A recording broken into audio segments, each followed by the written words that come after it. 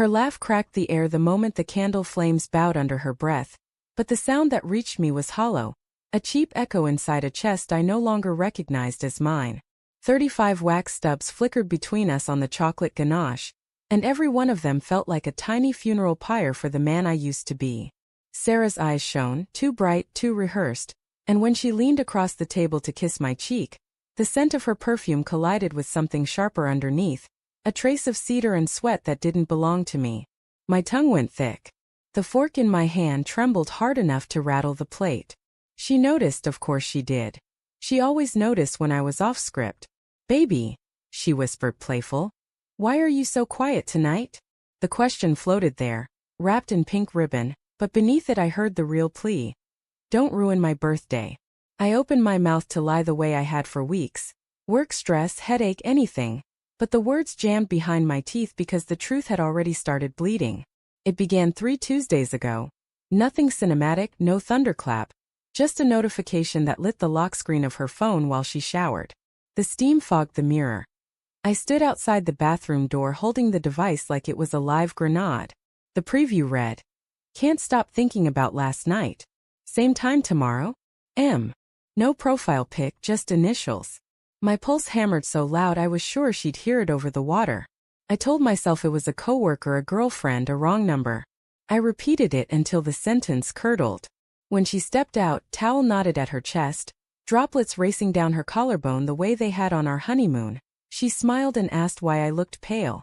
I said the office AC was brutal. She kissed my forehead, accepted the excuse, and the lie slid into place like a coin in a vending machine, cheap mechanical final. But lies have weight. They settle in the sternum and press until breathing feels borrowed. I started cataloging discrepancies the way other men track fantasy football stats. Sarah's yoga class now ran 90 minutes instead of 60. Her phone lived face down, a new religion.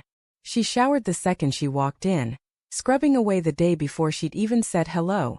I'd always loved how she smelled after work, coffee grounds and the faint vanilla of the bakery downstairs from her office, but lately she came home odorless, laundered, as if someone had pressed her between sheets of bleach.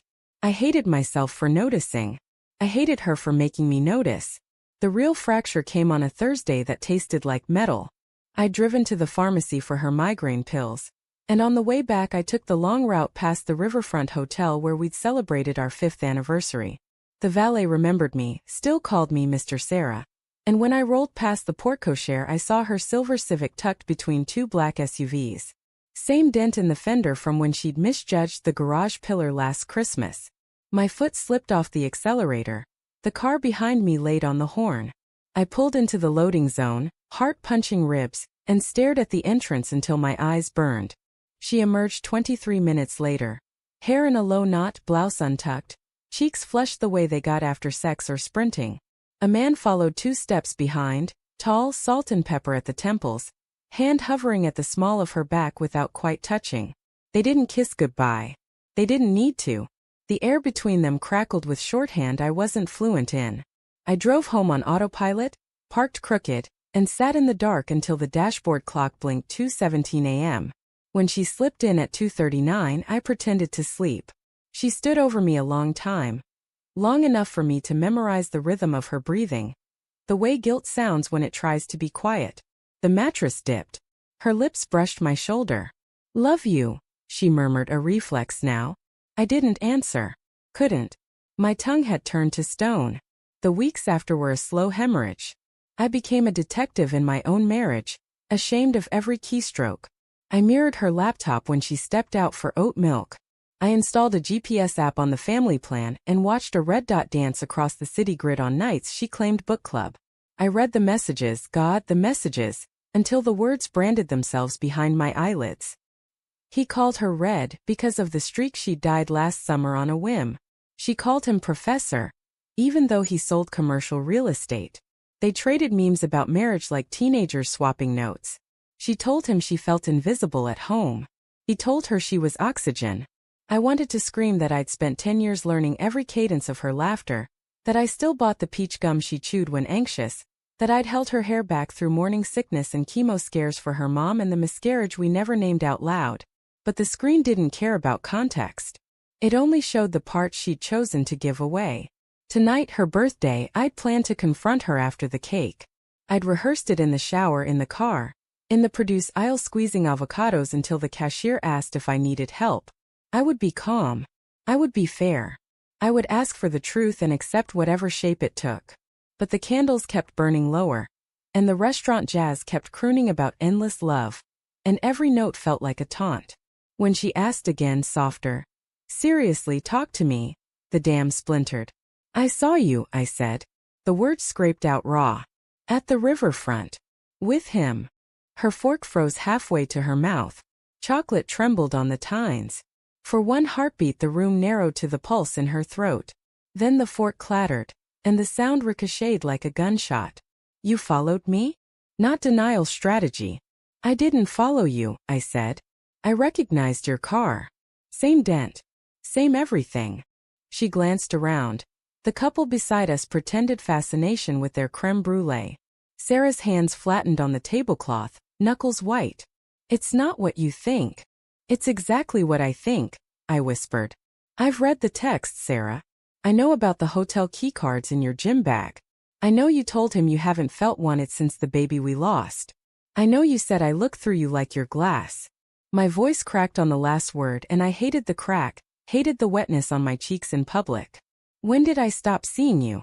Tell me the moment, because I missed it." She stared at the ruined cake, wax bleeding into frosting. "You didn't miss it," she said finally, so quietly I leaned in. "You were there for every appointment, every ultrasound, every night I cried myself to sleep. But after you went back to work like nothing happened. You smiled too big, touched me too careful like I might break. I needed messy. I needed someone to look at me like I was still whole." Her eyes lifted, and for the first time in months they weren't performing. They were exhausted. "Marcus doesn't know the history. That's the point. With him, I'm not the woman who failed at motherhood. I'm just red." The confession landed gentle as a scalpel. I felt the cut but not the blood yet. Around us, waitstaff glided like nothing was shattering.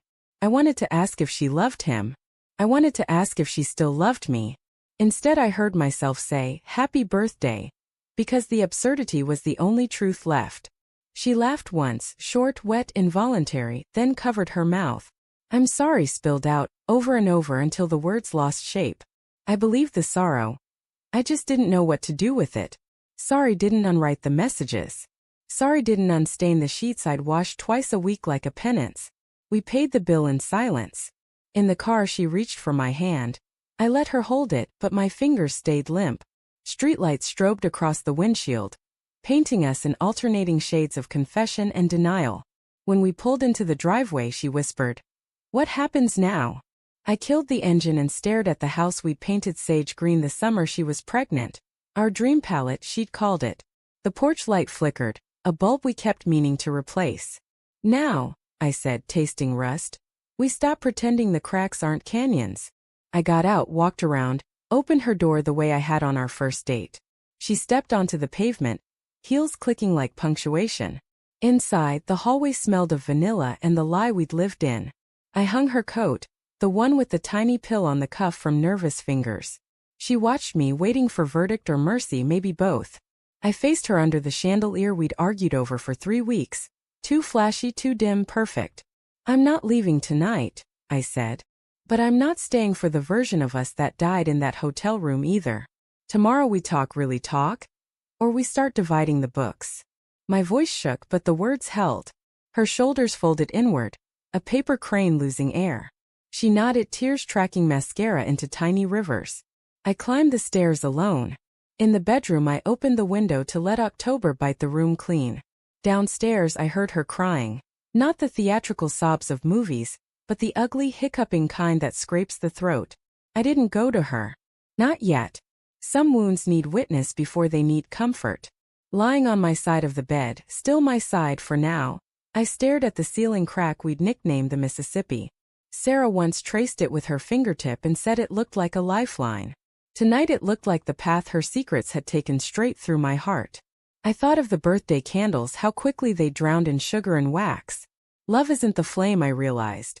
It's the wick, thin, ordinary, stubborn enough to burn even after the pretty part is gone. I whispered into the dark, not to her, not to God, just to the man I was becoming. The quiet wasn't emptiness. It was the sound of everything I thought we were breaking inside me. One true note at a time.